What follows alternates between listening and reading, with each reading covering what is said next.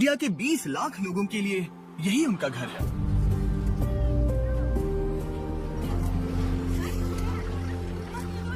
ये इस देश में बनी कई डंप साइट्स में से एक है, जहाँ पर लोगों को लिटरली कूड़े के पहाड़ों से गुजरना पड़ता है, अक्सर जिसमें होती है नुकीली चीजें और जहरीला कूड़ा, जिससे कई सारी बीमारियां होती हैं जो अक्सर जानलेवा होती हैं, ताकि वो दिन के बस $3 बना सके। और क्योंकि ये देश दुनिया का सबसे ज्यादा आबादी वाला देश है, इंडिया हर साल 6.5 लाख टन कूड़ा का निर्माण करता है। और अमीर और गरीब के बीच की धन असमानता बढ़ने का मतलब है कि लाखों लोगों को सिर्फ सर्वाइव करने के लिए इस कूड़े को अलग करके बेचने पर निर्भर रहना पड़ता है, जो कि इन्हें इस साइकिल में फंसे रहने पर मजबूर कर देता है। ये दिल दहला देने वाला है। जब हमने ये प्रोजेक्ट चुना तब मुझे पता था कि ये बहुत मुश्किल होने वाला है, लेकिन मुझे आइडिया नहीं था कि यहाँ पर आना और ये सब देखना इतना दिल दुखाने वाला होगा। मैंने ऐसा पहले कभी नहीं देखा। मैं अभी अभी बाप बना हूँ और बच्चों को इस तरह के माहौल में काम करते देखकर मैं अंदर से पूरा टूट गया और पता नहीं इसे लफ्जों में कैसे बयां करूं। ये सही नहीं है। एक इंसान के तौर पर हम ऐसी चीजों को होने देने से भी अच्छा कुछ कर सकते हैं। पर ये डंप साइट ही इकलौती प्रॉब्लम नहीं है। आबादी का एक बहुत बड़ा हिस्सा इन शहरी बस्तियों में रहता है। ये गरीबी और यहाँ रहने के हालात बेइंतहा कठोर हैं। ये लोग अपने घरों को एक रेलवे ट्रैक के पास बनाने में मजबूर हो गए हैं। हम बहाराजान नाम की एक औरत से अभी मिले, जिन्हें ठंड की एक सुबह कोहरे की वजह से ट्रेन से टकराने पर पैर गंवाने पड़े थे। अगर सच कहूँ तो ये हमारा अब तक का सबसे दिल दुखाने वाला वीडियो है जो हमने बनाया है। और भले ही ये प्रॉब्लम सुलझाना लगभग नामुमकिन लग रहा है, यहाँ ऐसी एक ऑर्गेनाइजेशन है जो बदलाव ला रही है। ये है शाफकत। इंडिया जैसे एक देश में गरीब लोगों से इस तरह बर्ताव होता है क्योंकि वो कूड़े का काम करते हैं, तो समाज इसी वजह से उन्हें अलग समझते हैं। शाफकत तिल जला सड़क के मैनेजिंग पोस्ट पर है, एक ऐसी ऑर्गेनाइजेशन जिसे उनके पिता आलमगीर ने 36 साल पहले बनाया था, जिन्होंने कई साल इस बस्ती में कूड़ा उठाने का काम किया था। पर वो समुदाय के पहले और उन चंद लोगों में से एक हैं जो पढ़ना और लिखना जानते हैं। फिर वो एक स्कूल टीचर बन गए और जल्द ही समझ गए कि शिक्षा की वजह से उनके लिए मौकों के कितने दरवाजे खुल गए हैं। और इसीलिए 1987 में उन्होंने हर एक कमजोर बच्चे को क्लासरूम में डालना अपना मिशन बना लिया। हर एक इंसान को जन्म से ही अधिकार होते हैं। काम मिलने का अधिकार, अनाज पाने का अधिकार, शिक्षा पाने का अधिकार। गरीबी समय नहीं देखती, वो हर दिन संघर्ष कर रहे हैं। क्योंकि उन्हें कभी कोई शिक्षा नहीं मिली, इसलिए छोटे बच्चे क्राइम कर रहे हैं। हमें वो सभी मौके इन बच्चों के घर की चौखट तक लाने होंगे। इनमें से एक बच्चा है अकबर, एक लड़का जिसने कूड़े के समुदाय में जन्म लिया था। बड़े होते हुए इसके पास परिवार के साथ कूड़ा साफ करने के अलावा और कोई रास्ता नहीं था, ताकि ये सिर्फ सर्वाइव कर सके। उसका मतलब ऐसी जिंदगी जिसमें ना ही शिक्षा है, ना ही सुरक्षा है, और सबसे बड़ी दुख की बात, ना ही एक उज्जवल भविष्य की उम्मीद है। लगभग 6 महीने पहले इसके पिता का देहांत हुआ था और उस वजह से परिवार पर बहुत प्रेशर आया था। अब इसकी माँ को कोई सहारा नहीं है और अब इतने सारे बच्चों के साथ पूरे परिवार को बहुत मुश्किल हो रही है। अकबर ने इस बाल मजदूरी की, इस गरीबी की, ऐसे प्रेशर की जिंदगी को नहीं चुना। किसी भी बच्चे को ऐसे नहीं रहना चाहिए। इसने गेट्स के बाहर से स्कूल देखे हुए हैं, पर कभी इसे क्लासरूम में अंदर जाकर बैठने का मौका नहीं मिला। ये 12 साल का था, पर ये कभी स्कूल नहीं गया। ये जानता नहीं था कि ठीक से लिखा और पढ़ा कैसे जाता है। तुम क्या बनना चाहते हो? इंजीनियर। इंजीनियर। ये कहता है कि मैंने रोड्स पर बहुत सारी चीजें देखी हैं, लोगों की गाड़ियाँ खराब होते हुए, लोग मदद मांगते हुए, पर कोई मदद नहीं करता। मुझे इनकी मदद करनी है।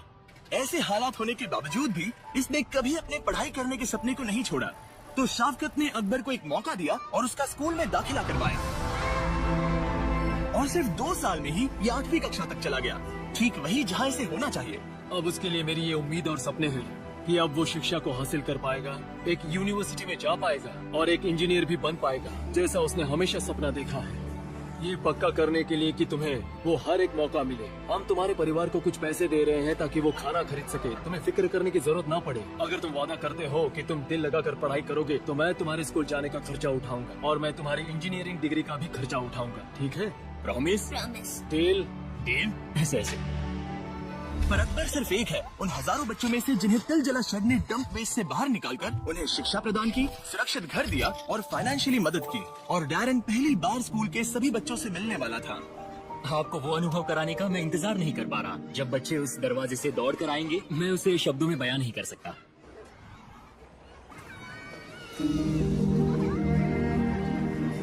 शेड ने 20,000 बच्चों को एक बेहतर जिंदगी की राह पर खड़ा किया है। वो एक ऑर्गेनाइजेशन जो बहुत बड़ा बदलाव ला रही है, और ये बदलाव सिर्फ उन 20,000 बच्चों में ही नहीं तो उन 20,000 बच्चों के परिवारों में भी आएगा, जो कि आगे ऐसे समाज में जन्म लेंगे जो कि उनके लिए खुला होगा और ज्यादा मौके देने वाला होगा। जब हम एक स्कूल का दरवाजा खोलते हैं तब जेल का बंद कर देते हैं।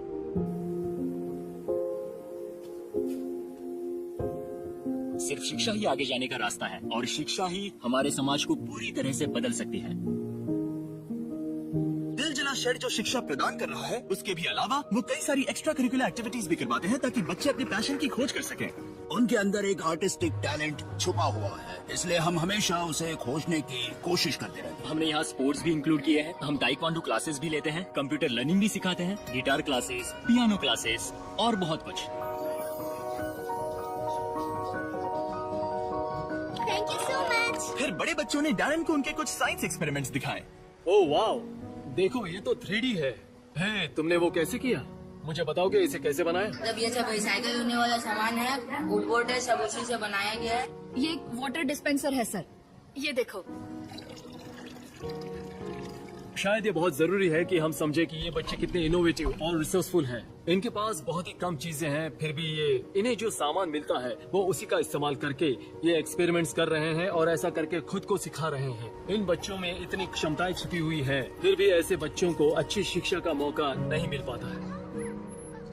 दिल जला शेड का अपने समुदाय पर इतना बड़ा असर करने के बाद भी ये प्रॉब्लम इतनी बड़ी है कि अकेले सुलझा नहीं पाएंगे। इस समुदाय की बहुत सारी जरूरतें हैं और बहुत सारा संघर्ष है। हमें हमारे काम को बड़ा करना होगा। हमारे जैसी ऑर्गेनाइजेशंस को संसाधन जुटाने के लिए हमेशा ही दिक्कतें आती है, बहुत दिक्कतें। और इंडिया की इस प्रॉब्लम पर एक लंबा चलने वाला सोल्यूशन निकालने के लिए हमने दिल जला शेड के इस पूरे प्रोग्राम को पूरे 1 साल तक फंडिंग करने का फैसला किया, ताकि इन्हें कोलकाता के और इलाकों में फैलने में मदद हो और आखिरकार पूरे इंडिया में। क्योंकि आप में से हर एक की वजह से आपकी व्यूअरशिप में बीस्ट फिलांथ्रोपी को सपोर्ट मिलने में मदद हुई है। और एक रेसिपेंट होने के नाते हम बता सकते हैं, हमें बीस्ट फिलांथ्रोपी से सपोर्ट और एक कमिटमेंट भी मिला है।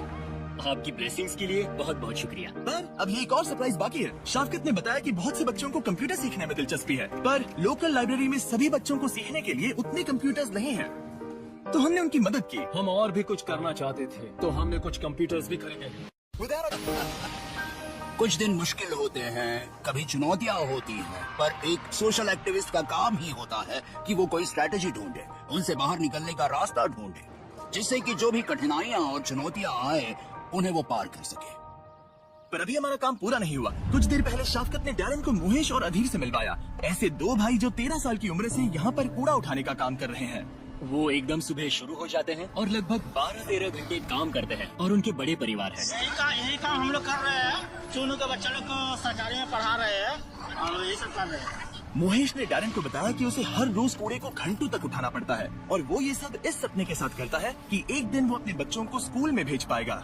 $5-6 में एक परिवार चला पाना इन्हें बहुत मुश्किल होता है, क्योंकि ये बहुत कम पैसे हैं, बहुत कम। फिर मोहेश ने डैरन को अपने परिवार से मिलने उसके घर बुलाया और उसे घर पे क्या दिक्कतें आती हैं उसके बारे में डैरन ने और भी जाना। यहाँ अंदर बहुत ज्यादा गर्मी है और ये यहाँ का सबसे गर्म वक्त भी नहीं है। ये एक्चुअली ठंड के मौसम के आखिरी कुछ दिन है और यहाँ सच में बहुत ज्यादा गर्मी है।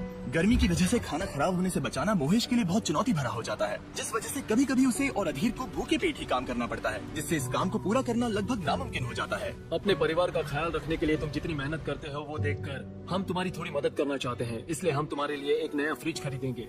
मैं और भी कुछ करना चाहता हूँ। जब तुम्हारी बच्ची थोड़ी बड़ी हो जाएगी तब हम उसका स्कूल में दाखिला कराएंगे और हम ही खर्चा उठाएंगे, ठीक है? कोई बात नहीं मेरे भाई।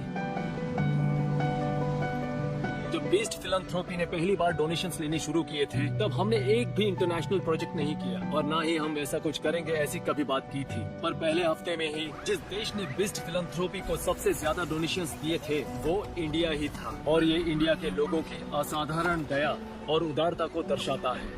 और तब से ही यहाँ पर बीस्ट फिलैंथ्रोपी के साथ आना और उतनी ही उदारता दिखाना जितनी यहाँ के लोगों ने हमें दिखाई थी वो मेरे लिए बहुत जरूरी बन गया था। मैं एक बहुत बड़ा शाउट आउट देना चाहूंगा स्मिथ ब्रदर फैमिली फाउंडेशन को। जब डैरन को पता चला कि बहुत सारे बच्चों को हर रोज खाना नहीं मिलता तो उसने अपने कुछ दोस्तों के साथ एक बहुत ही जेनरस अमाउंट डोनेट किया, जिसकी मदद से हम 80 परिवारों को 2 साल तक खाना दे सकते हैं। मदद करने के लिए थैंक यू।